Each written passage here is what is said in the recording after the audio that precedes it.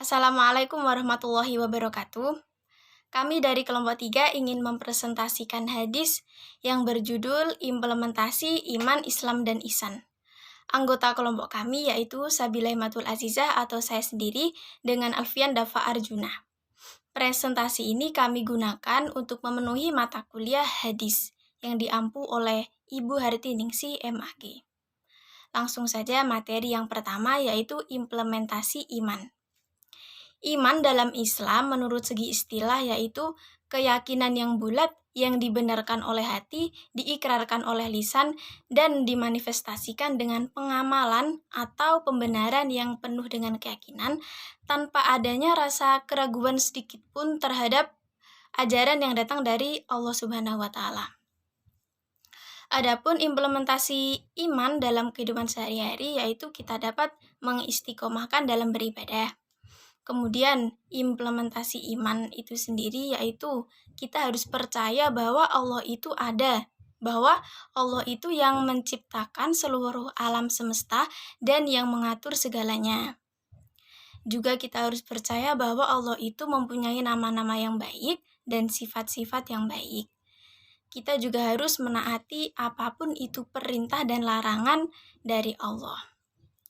Dalam hadis Nabi yang diriwayatkan oleh Ahmad dan Husain dari Jabir, ia berkata, "Naha Rasulullah sallallahu alaihi wasallam ayuktala syai'um minad dawa bisoberon," yang artinya Rasulullah melarang membunuh secara sober atau diikat lalu dilempari dengan panah, tombak, dan lain-lain.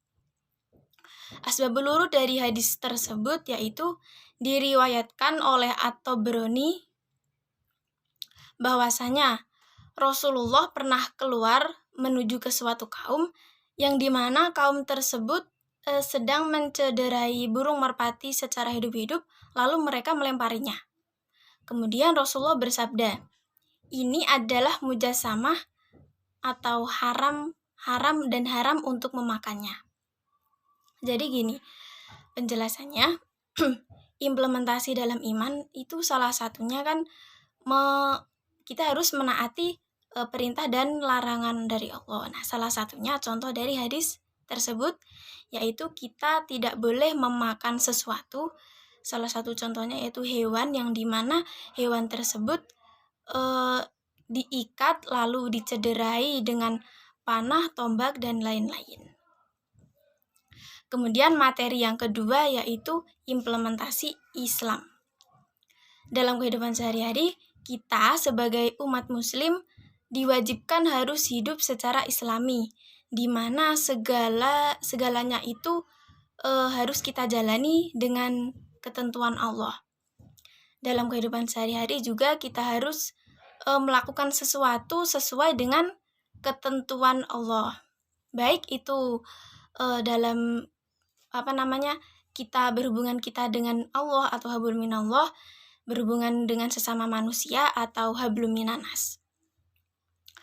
Dalam hadis Nabi yang diriwayatkan oleh Al-Bukhari dari Ibnu Umar yaitu ia berkata, "Al-yadul ulya khairum minal yadi sufla." Tangan di atas lebih baik dari tangan di bawah. Asbabul wurud dari hadis tersebut yaitu diriwayatkan oleh Ahmad dari Hakim bin Hizam. Ia berkata bahwasanya aku pernah meminta harta kepada Rasulullah. Kemudian Rasulullah bersabda, "Wahai Hakim, alangkah banyaknya permintaanmu. Wahai Hakim, sesungguhnya harta itu manis lagi lezat dan tidak lain adalah kotoran yang ada di tangan manusia. Tangan Allah di atas tangan pemberi dan tangan pemberi di atas tangan penerima. Dan serendah-rendahnya tangan yaitu tangan penerima."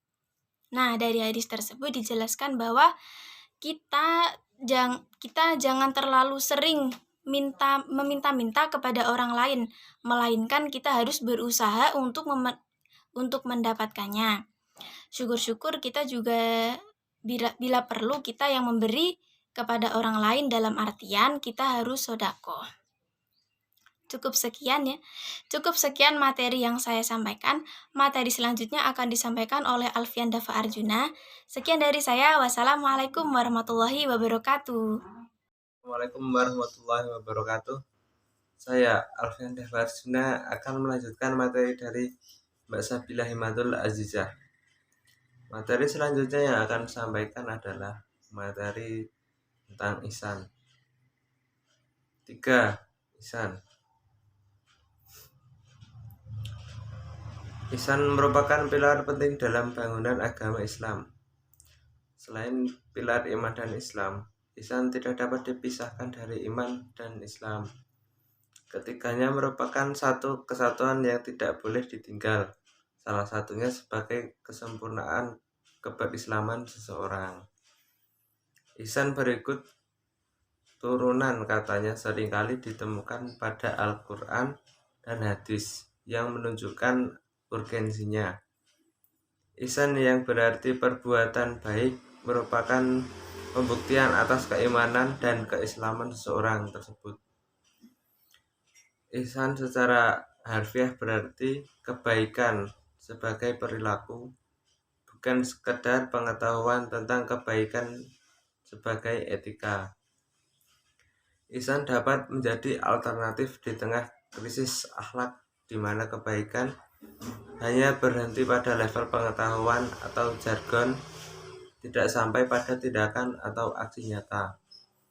Sedangkan kita sering menyaksikan pelanggaran hukum dilakukan oleh orang yang telah mengerti ketentuan dan peraturan.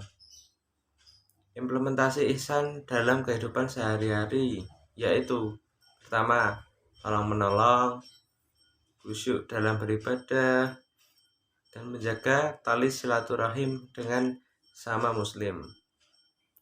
Sebagaimana dalam hadis Nabi Muhammad SAW diceritakan kepada kami, Abdullah bin Yusuf telah mengabarkan kepada kami, Malik dari Ibnu Syihab dari Anas bin Malik, bahwasanya Rasulullah SAW bersabda, janganlah saling bermusuh-musuhan dan saling dengki, dan janganlah saling mengadu domba, dan janganlah kalian hamba Allah yang bersaudara, dan tidak halal bagi seorang muslim memusuhi atau mendiamkan saudaranya lebih dari 3 malam.